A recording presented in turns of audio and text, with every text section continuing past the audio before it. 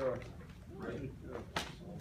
Excited for our home opener and the Wolfpack Club Day and getting our students and fans and everybody back in the stadium with our team. And it's always fun to get to game week, and I enjoyed this past Saturday watching college football's beginning. It was a great game with Montana and North Dakota State, and I know our players and coaches, we all took a chance to watch somebody else play, and it just gets you excited that the season's here finally, and we're in game week, and now we can narrow our focus. And I think it's important, early in the season, particularly when you're playing teams like this with new staffs, that we focus really on us, and that's going to be key. Early in the year, you see a lot of teams beat themselves, and so focusing on what we need to focus on and the things that we control as a football team. Because a lot of the tendencies that you look at aren't going to be real, early in the year. Troy's an athletic team. They returned 9 starters on offense, so obviously have a new staff and an experienced play caller, Neil Brown, and defensive coordinator, Vic Koenig. Returned their specialists, all of them, and special teams coordinator was retained, so that's probably the best film that we have as far as evaluating what they did last year. And have 2 talented backs and some receivers with some experience coming back, a big play receiver, Holmes. On defense, their defensive end, Roberts, 44, and free safety, number 1, Kitchens, were both all-conference players and are very active on film. We don't know exactly schematically what we're going to get. Obviously, we know what Kentucky did, we know what North Carolina did, where their coordinators are coming from, but the personnel is different that they have to use. So, we'll have to really rely on the rules and of our schemes, which is what you do early in the year most of the time anyway, but particularly when you're looking at a team that has the staff change like they do. But I'm excited for our players and just to see how some of them react. There's several first-time starters, whether they're true freshmen like Naheem or redshirt freshmen that are going to be playing for the first time, like Maurice Trowell, who's had a really good camp.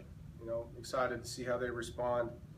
And I know there'll be ups and downs, throughout the roster, but it's always fun to see those guys that have been waiting to play their first college game get to do that. And so with our team pretty healthy coming out of the weekend, we had a mock game Sunday night, and we're able to go through a lot of situations with the guys, and today's our day off football-wise, and we'll get back into it tomorrow. So it's going to be a quick week, and looking forward to having everybody in the stadium to support the team.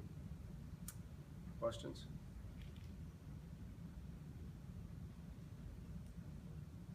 You didn't have to deal with many injuries last year, but one was MJ at linebacker. The difference this year for you guys, just knowing you have some experience and you don't have to kind of throw somebody in there, maybe that wasn't ready like you did last year. Yeah. I think, depth is so important, and but really everybody has depth. It's you want the depth to be competitive, and you want guys that have experience in your roster. This year you look at the linebacker position, like you mentioned, when you take Jared Fernandez and MJ and Ford Howell, there's 3 guys there that are older guys. That's a great situation to have at linebacker, and really at will linebacker. To have Arias, who started some games at Mike, playing at will, and Ernie Robinson, who made a bunch of plays on special teams a year ago, who's a 3rd-year player as well, and then Riley Nicholson, who's a true freshman, but very talented true freshman. We feel like we've got much better depth, and really at a lot of the positions. Probably the one position that we've talked about a lot, we have really good talent backing up our O-linemen, but it's young talent, and that's where you see we have 3 guys that are seniors or in graduate school on the O-line, backed up by a freshman or redshirt freshman. That's a big discrepancy in years. You're going from a 22 or a 23-year-old to an 18 or a 19-year-old. They're talented guys. That's the one spot on the roster you still, kind of cross your fingers on. But the rest of it, there's a lot of experience backed up by experience, and they're not seniors. There's only 11 of those guys, but it's a junior with a sophomore, or a sophomore with a redshirt freshman, or 2 sophomores. So it's a better situation than it was a year ago there. Dave, you mentioned the experience you guys have. last year, and talking to guys this fall camp, it seemed like there were times where guys were maybe a little shell-shocked or weren't quite ready for whatever they were. You know, guys talking about that game with Florida State, like, oh my gosh, we're actually in this game. How better off do you guys feel with being prepared as a team this year? Is that something you address, or does that just kind of let that happen organically as guys age? Well, you can't replace experience, you know. I think life experience in general for everybody is important, you know, and you learn by doing. And I think a lot of times with young people, you tell them something and they have to actually live it to understand what you're telling them. And that was the case with a lot of our roster last year. And so to have those experiences underneath our belt, not just that one, I mean, the way we didn't play the following week at Clemson's an experience that will serve us too. You know, I think that was an embarrassing experience that will help our football team. And then to see how we responded to adversity late in the year, and all those things make us who we are now, you know, as coaches, as players, and they'll help us going forward. And the big thing with those guys, like I told them, is, you know, it's one thing to have the experience, it's another to use it, and they need to make sure they take advantage of the knowledge they gain from it. Dave, how competitive was that situation at running back in camp, and what did Nichols do to kind of insert himself into that picture? A couple things, you know, he's been injured a lot, and none of them have been major, but I challenged him in the offseason. You know, he's had a ton of hamstring, groin, quad, all kinds of things that have kept him from sustaining any kind of opportunity to play on offense. You know, as soon as he started to look good, he'd be out. And you know, knock on wood, he did a great job, and our strength staff and our trainers deserve some of the credit as well. But he's been healthy. He went through every practice, took every rep he was supposed to take. He was a competitor on special teams a year ago, but now he's just been out there enough where every day you can see who he really is, you know. And he's tough, he's competitive, he's got good skills, and he's had, you know, the luxury of watching Shad and Matt and really learning from two guys that are playing at a high level. And Reggie and him are competing a lot because they know, you know, that they're in a position to be the next guy in, and so I think the biggest thing when you're trying to show that you belong is you got to be out there every day, and he was able to do that. Is he the fastest back if you take Naeem out of that? 40 times? Mm-hmm. Yeah, it'd be close. He's pretty fast straight ahead. It'd be close. I mean, he can run. Coach, you talked about depth. Behind Dravius is Freddie at the nickel. How concerned are you about that position? Going into camp, I was very concerned. You know, we also have Sean Boone that can play there, and Sean practiced at nickel a lot throughout camp, and we feel great about it right now. You know, we feel like Sean could play behind in the game at any time at strong safety, and if Dre was tired, if we felt like Freddie had a big look in his eyes because it was his first game, that Sean could play there and do a really good job. So I feel like we have three guys that could play in that spot right now. Coach, do you have a plan to get McClellan some playing time at quarterback in a game that's maybe a little bit tight as opposed to, say, a blowout? No, that's not a plan. It's Jacoby's offense, and he'll be our quarterback. And if we get a big lead and can play Jalen, that's what we'll do. You know, if for whatever reason we felt like we could get him in there and take advantage of a situation in the game to get him reps, we're going to do it. But in a tight game, I'm not going to walk in there and say, hey, Series 4 is your series. I mean, I just don't believe in that. And not that it's a bad thing to do, but for me, it's not a comfort zone. You anticipate starting the season defensively, scheme-wise, the same way they ended last year with more of the pressure schemes and a little more? Yeah, I think so. You know, a little bit of it's dictated by the offense you're playing, and Troy's a up-tempo offense that, you know, operates kind of like UNC, and how many times can we snap the ball in a game, and so it does limit you some because you're not going to be able to substitute as much. But we'd like to be very similar to how we finished with the last 3 games, and pressure and playing tighter coverage and mixing our packages as much as we can. I thought Rodman was a key for you at the end of last year. He was. Harris is obviously not the same type of player, not the same type of build, but can he get after the quarterback, make some of those you know, lost yards plays? He's a very good dogger. Just probably one of his greatest skill sets is how he is on blitzes. He's really good, really quick twitch. He's not as tall as Rodman. You know, Rod I thought did some things in coverage that were different than what a lot of linebackers can do because of his length. But areas of skill set, he's really explosive. I mean, he's one of the most quick twitch guys we have.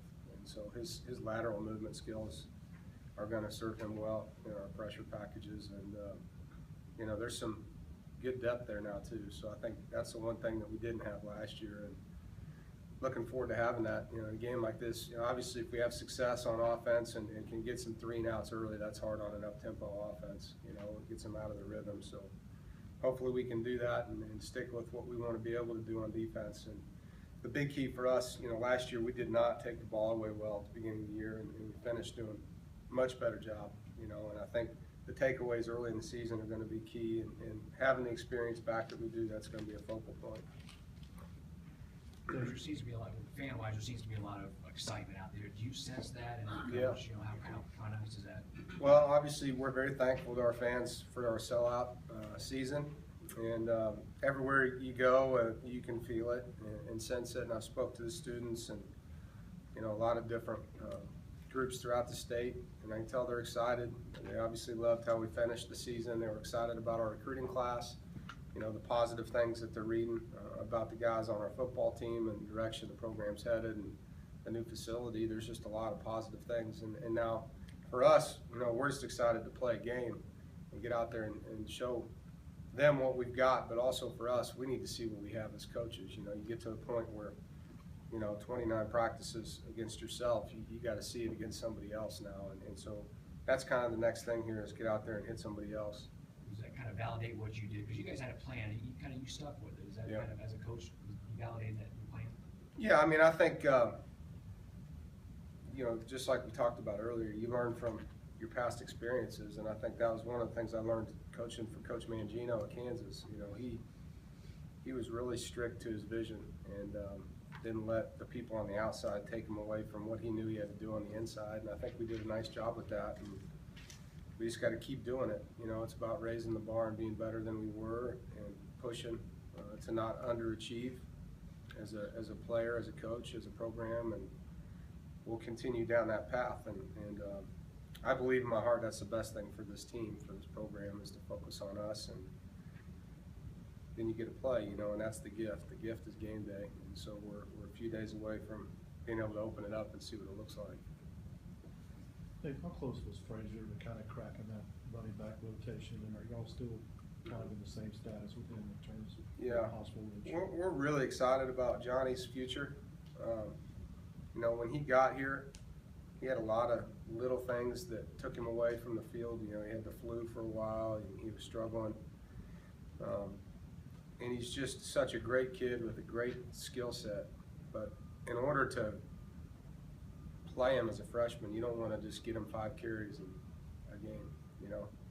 And with Matt and Shad and, you know, Reggie and DeQuay and Jalen Samuels, who no one's talked about, but he can carry the ball really well too. And then, you know, Naheem, just wanted to make sure we're doing the best thing for his future. And he and I have talked a lot this week and last week, and, you know, unless something changes, the plan is to redshirt him and get him ready to be the guy, and the guy that we know he can be and that he knows he can be. And so really excited about the future for him, and this will be a great year for him. And we talked about redshirting, and it's really not a year. You talk about a redshirt year, you know, I mean, it's 4 months, and then you're trying to win a job. So that's what we're looking at, is 4 months of, you know, player development for a bunch of good players that we signed, and he'll be one of them.